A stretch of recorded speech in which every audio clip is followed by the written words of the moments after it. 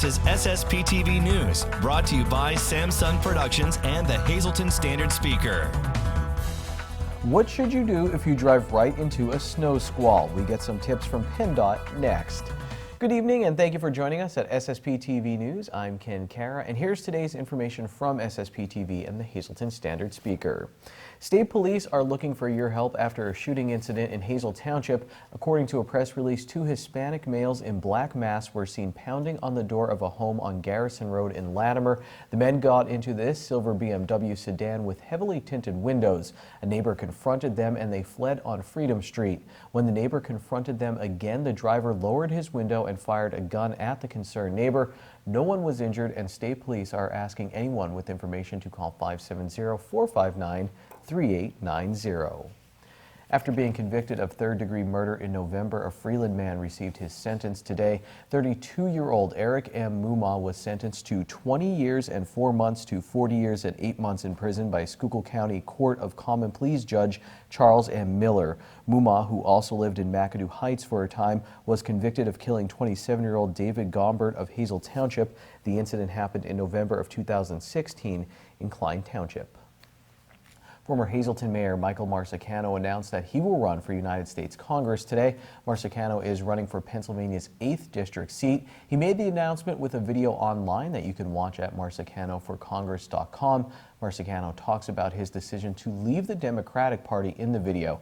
He was a Democrat while he was Hazleton's mayor in the 90s and became a Republican 2 years ago, according to an article in the Standard Speaker. Marsicano will face Earl Granville, Harry Haas, Teddy Daniels, and Mike Camisa, who's from Hazleton, in the primary election on April 28th. The winner there will face current 8th District Congressman Democrat Matt Cartwright in the fall.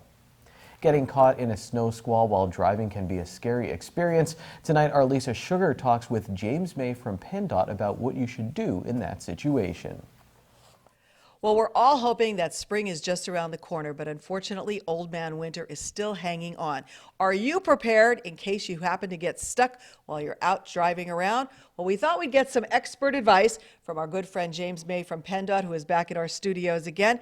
Unfortunately, we need to be prepared because we've been hearing a lot recently about snow squalls. I don't remember hearing a lot about snow squalls when I was younger or even a few years ago, and I don't know if this is just sort of the storm du jour, the storm of the day that we're talking about these days, or if we're getting more of them, or it might be that we're more aware of them just with technology that's taking place. But we have had a number of very, very serious snow squalls recently. And just so the public understands, when we talk about a snow squall, what we're talking about is not a major storm that comes into the area where we say we're going to be getting 3 inches of snow across all of northeastern Pennsylvania.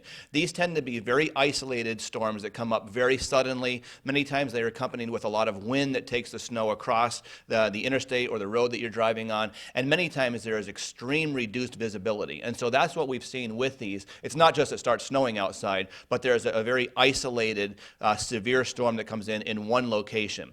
When this happens, we've had these come up on Interstate 80 recently, where we had a number of crashes out there. There were some on Interstate 81. And so when they come up, what we're finding is that people oftentimes panic because all of a sudden you're driving down the interstate, you drive into one of these, and your visibility is reduced so much that we're finding people are just stopping in the middle of the interstates. And oftentimes the crashes occur because they're stopped on the interstate, somebody comes up behind them, rear ends them, runs into the back of them, and then it just becomes this chain pile up because people can't see where they're going and they just end up running into the car ahead of them. One of the best things you can do is sign up for the alerts. I know a lot of people are getting alerts. They almost sound like the Amber Alerts that the National Weather Service is now sending those out ahead of time, warning people of these. So if you get those or if you can sign up for those, that's good because it'll give you an idea that, be prepared. There might be one of these ahead and kind of thinking along the lines before you get there. If you do come into one of these, do your best to slow down, put your hazards on, pull off the side of the road as far as you can so that you're not stopping in the interstate. I know that's difficult because the visibility is reduced so much, but as much as possible, slow down without completely stopping and slowly, calmly, gently move to the side of the road, get off the road as far as you can so that you don't create that backup behind you. This is like, I guess, the same advice if you were running into dense fog. With fog, it's more that you're driving into it and you can see it. With these, many times you're driving into it while it's driving into you, and so these seem to come on much more sudden because of that. And people have given reports of these that you're driving down, and the irony with these is many times it's sunny somewhere else, and so you might be driving along and it's it's still kind of cold, at 33 degrees or so, and it's cold and it's sunny, and all of a sudden you drive into one of these and your visibility is just completely gone. And so when that happens, it's really important to, again, slow down, pull off the road as much as you can, and get those alerts ahead of time so you can be prepared. With these or with major snowstorms, it's great to have that emergency kit in your car. Put that in there, think through what are the items that I need if I am stuck alongside the road, if I'm stranded. And also a good time to make sure that your car is in good working condition. Make sure your headlights are working, your windshield wipers are working. Hopefully we don't see any snow squalls, but if we do, you'll know what to do. Time now for weather on SSPTV News. Here's our forecast from the National Weather Service. Tonight will be mostly cloudy and we'll have a low of 23 degrees. Warming up on Friday, 20% chance of rain. We'll have a high of 44 degrees. At night, 20% chance of some drizzle, mostly cloudy with a low of 41. Up to 56 on Saturday, 70% chance of rain. Saturday night, rain is likely again, 90% chance, low of 54 degrees. Areas of drizzle on Sunday, but partly sunny with a high near 56. Partly cloudy at night with a low of 32. Partly sunny with a high of 43 on Monday and mostly cloudy with a low of 31 on Monday night.